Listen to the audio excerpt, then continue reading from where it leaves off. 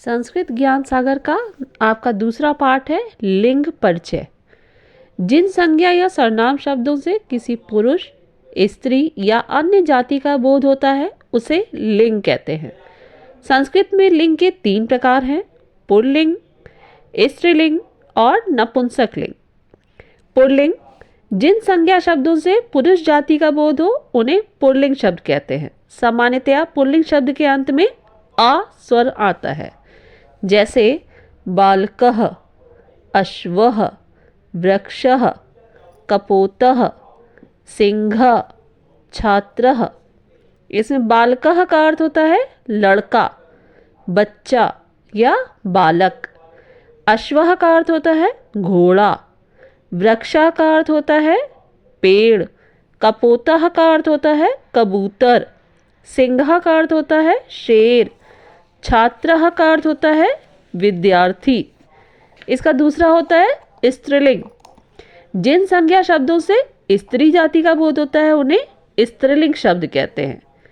प्रायः स्त्रीलिंग शब्द के अंत में आ आता है, बड़ा आ स्वर वर्ण आता है, जैसे छात्रा, महिला, लता, कोकिला, अजा। छात्रा मतलब क्या होता है? विद्यार्थिनी। महिला मतलब स्त्री। लता बेल। कोकिला कोयल। अजा बकरी। इसका तीसरा लिंग होता है नपुंसक लिंग। जिन संज्ञा शब्दों से ना पुरुष जाति का बोध हो और ना स्त्री जाति का बोध हो, बल्कि अन्य स्वतंत्र बोध हो या जड़ पदार्थों का ज्ञान हो, उन्हें नपुंसक लिंग कहते हैं। नपुंसक लिंग शब्द के अंत में अम का प्रयोग होता है। म हलंत वाला लगता है, जैसे पुस्तकम, फलम, पत्रम, चित्रम, उद्यानम, कमलम। पुस्तकम का मतलब पुस्तक, फलम का फल, पत्रम का पत्र, चित्रम का चित्र, उद्यानम का उद्यान भी हो सकता है और बगीचा भी हो सकता है, कमलम का कमल। इसके बाद इसमें शब्दार्थ दिए गए हैं और अभ्यास कार्य दिए गए हैं। तो आप चित्रों को देख करके उनके नाम लिख सकते हैं। फिर उसके बाद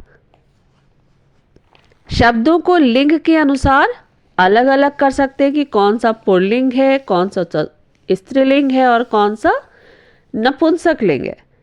फिर उसका चौथा अभ्यास है, नीचे लिखे पुल्लिंग शब्दों को स्त्रीलिंग में बदलिए, यानी चेंज द जेंडर।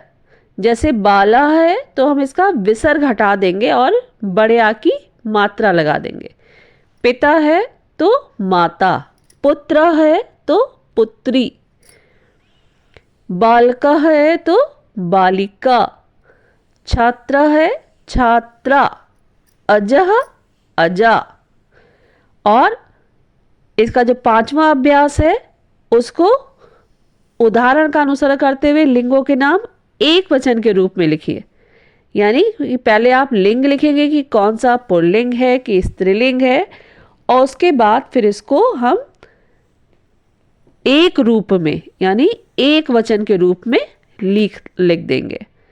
जैसे मित्र है तो मित्र नपुंसक लिंग के अंतर्गत आएगा, क्योंकि इसमें ना ही तो पुरुष जाति का बोध हो रहा है और ना ही तो स्त्री जाति का, तो यानी मित्रम।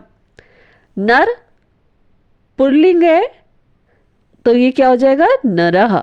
नारी स्त्रीलिंग है तो हो जाएगा नारी।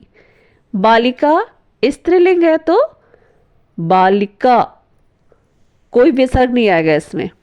पुत्र पुल्लिंग है तो पुत्रः। आम्र आम्रम। शिक्षिका शिक्षिका स्त्रीलिंग है।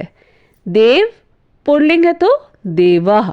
इस तरीके से आपका इसका जो दूसरा अध्याय है वो भी लिंग वाला वो समाप्त हो जाएगा।